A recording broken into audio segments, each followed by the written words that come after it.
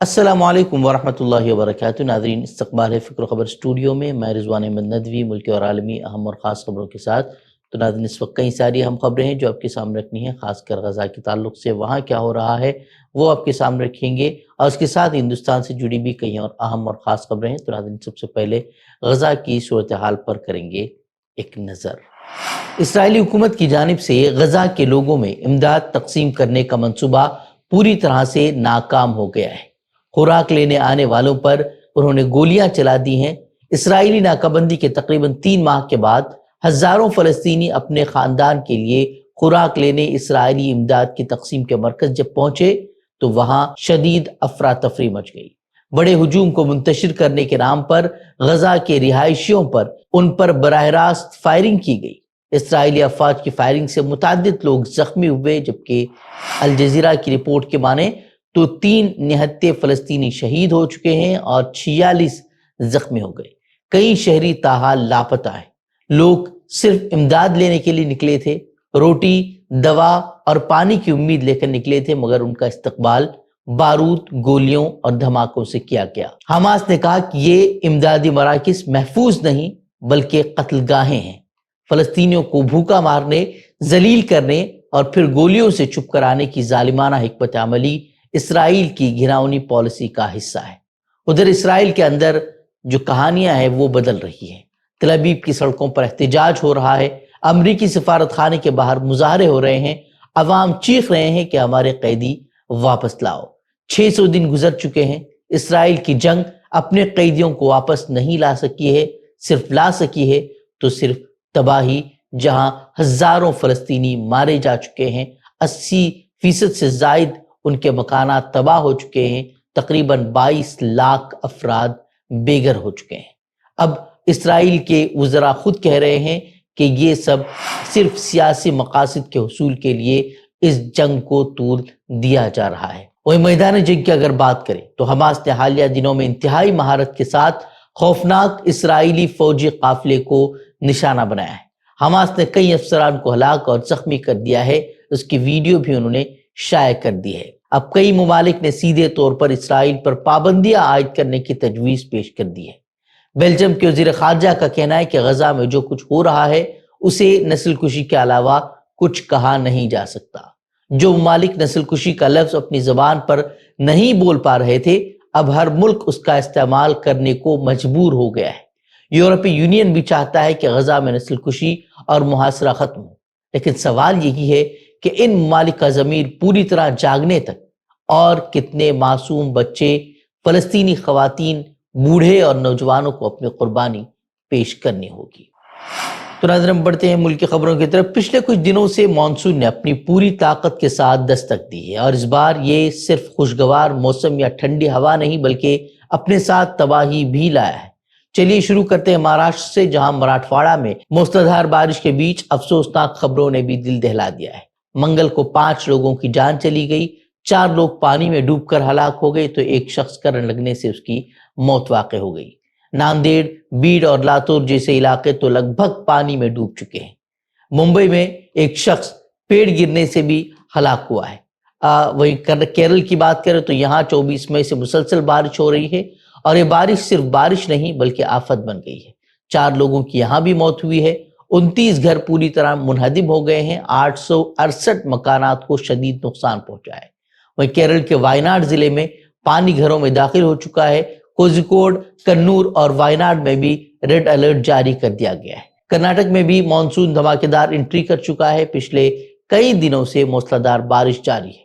آج کوڈگو سے خبر سامنے آئی ہے کہ یہاں آم کے درخت کی شاخ گرنے سے کافی اگانے والے کسان کی دردناک موت ہو گئی۔ یہ کوڈگو میں بارش سے ہونے والی دوسری موت ہے۔ وہیں 28 سے 31 مئی تک دکشن کنڈا، اڈپی اور اتر کنڈا میں بھاری سے لے کر انتہائی بھاری بارش کا امکان ظاہر کیا جا رہا ہے، وہ بھی تیز ہواؤں کے ساتھ۔ محکمہ موسمیات کے مطابق اس سال ہندوستان میں نارمل سے زیادہ بارش ہونے کے پورے امکانات ہیں۔ مدھیہ پردیش کے وزیر وجے شاہ کے متنازع بیان پر ملک بھر میں جو ہنگامہ برپا ہوا تھا، اب وہ معاملہ سپریم کورٹ کے دروازے تک پہنچ چکا ہے، اور آج عدالت عظمیٰ میں ایک بڑی پیش رفت ہوئی ہے۔ سپریم کورٹ کی ہدایت پر بنائی گئی خصوصی تحقیقاتی ٹیم SIT نے اپنی ابتدائی رپورٹ عدالت میں جمع کروا دی ہے۔ معاملہ اتنا حساس ہے کہ جسٹس سوریہ کانت اور جسٹس دیپانکر دتا کی بینچ نے رجسٹری کو ہدایت دی ہے کہ اس رپورٹ کو باقاعدہ ریکارڈ پر لیا جائے۔ اب نگاہیں بدھ کی سماعت پر مرکوز ہیں، جہاں عدالت وزیر وجے شاہ کی طرف سے دائر کردہ خصوصی درخواست اس پر وہ بحث کرے گی۔ یاد دلائیں کہ یہ درخواست مدھیہ پردیش ہائی کورٹ کے اس حکم کے خلاف ہے جس میں شاہ کے خلاف FIR درج کرنے کو کہا گیا تھا۔ یہ سب اس وقت شروع ہوا جب 12 مئی کو وزیر شاہ نے ایک جلسے کے دوران آپریشن سندور کا حوالہ دیتے ہوئے فرقہ وارانہ جذبات کو بھڑکاتے ہوئے کرنل صوفیہ قریشی کو دہشت گردوں کی بہن کہہ ڈالا تھا، جس کے بعد کافی ہنگامہ مچا اور عدالت کو اس کا از خود نوٹس لینا پڑا۔ وہیں اب بات کرتے ہیں ایسی خبر کی جس نے ملک بھر میں اظہار رائے کی آزادی اور نوجوانوں کے حقوق پر بھی ایک نئی بحث چھیڑ دی ہے۔ وزراء جب واضح انداز میں بھی غلط کہہ دیتے ہیں، فرقہ وارانہ بیان بازی کر دیتے ہیں، ان پر FIR کے لیے عدالتوں کے چکر کاٹنے پڑتے ہیں، لیکن جب ملزم کوئی مسلمان ہو تو پہلے گرفتاری ہوتی ہے اور پھر تحقیقات۔ اشوکا کے پروفیسر علی خان محمود آباد کا معاملہ تو آپ کے سامنے ہی ہے، اس پر کیا ہوا، اس پر عدالت نے کس طریقے کا تبصرہ کیا، یہ بھی آپ جانتے ہی ہیں۔ وہیں اب مہاراشٹر میں ایک 19 سالہ انجینئرنگ کی مسلم طالبہ کو صرف سوشل میڈیا پر ایک تنقیدی پوسٹ پر گرفتار کر لیا گیا۔ اس طالبہ نے ایک پوسٹ شیئر کی، صرف 2 گھنٹے بعد اسے ڈیلیٹ کیا، معافی بھی مانگی، لیکن پولیس نے اس پر پورے 6 دفعات لگا دی اور کالج نے تو امتحانات سے ہی نکال باہر کر دیا۔ لیکن بامبے ہائی کورٹ نے اس گرفتاری پر سخت رد عمل دیتے ہوئے پولیس اور کالج انتظامیہ کو آڑے ہاتھوں لیا ہے۔ عدالت نے فوری طور پر لڑکی کی رہائی کا حکم دیا۔ عدالت نے کہا کہ یہ بالکل چونکانے والی بات ہے، ایسا لگتا ہے کہ پولیس اس کی زندگی برباد کرنے پر تلی ہوئی ہے۔ عدالت نے یہ بھی واضح کیا کہ سوشل میڈیا پر احتیاط برتنا لازمی ہے، مگر اس عمر میں ایک غلطی پر پوری زندگی کی سزا دینا کسی بھی انصاف کے تقاضے سے میل نہیں کھاتا۔ نئی دہلی سے ایک بڑی سیاسی خبر سامنے آئی ہے۔ کانگریس نے ایک بار پھر مرکز کی BJP حکومت کو گھیرتے ہوئے اس کی خارجہ پالیسی کو ناکام قرار دیا ہے۔ پارٹی کے ترجمان پون کھیڑا نے پریس کانفرنس میں کہا کہ پہلگام حملے کے بعد جب پورا ملک متحد تھا، BJP نفرت کی سیاست میں مصروف رہی۔ ان کا الزام تھا کہ حکومت نے پاکستان کو سبق سکھانے کا موقع گنوا دیا اور ڈونلڈ ٹرمپ کے دباؤ میں فوجی کارروائی روک دی گئی۔ کانگریس نے دعویٰ کیا کہ اپوزیشن نے حکومت کو مکمل تعاون دیا۔ راہل گاندھی غیر ملکی دورہ چھوڑ کر واپس آئے، زخمیوں سے ملے۔ انہوں نے کہا کہ آج دنیا میں بھارت تنہا کھڑا ہے، جبکہ کئی ممالک کھل کر پاکستان کے ساتھ ہیں۔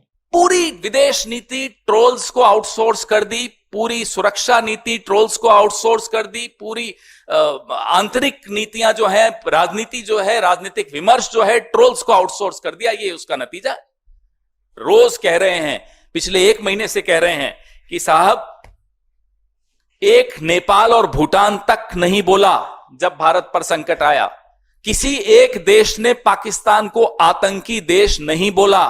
ہماری زبان اکیلے ہم بولتے رہے، ہماری بات میں بات نہیں ملائی کسی نے۔ یہ ودیش نیتی کی کمزوری نہیں ہے تو اور کیا ہے؟ منی پور پچھلے 1 سال سے نسلی فسادات کی لپیٹ میں ہے۔ 260 سے زائد اموات ہو چکی ہیں، ہزاروں لوگ بے گھر، اور اب صدر راج کے تحت براہ راست دہلی کی نگرانی میں یہاں حالات پر قابو پانے کی کوشش ہو رہی ہے، لیکن ایسا لگتا ہے کہ حکومت کو اب تک اس میں کامیابی نہیں ملی ہے۔ امفال میں طلبہ نے اب 2 مرکزی دفاتر، چیف الیکٹورل آفیسر اور جیولوجیکل سروے آف انڈیا کو ہی تالا لگا دیا ہے۔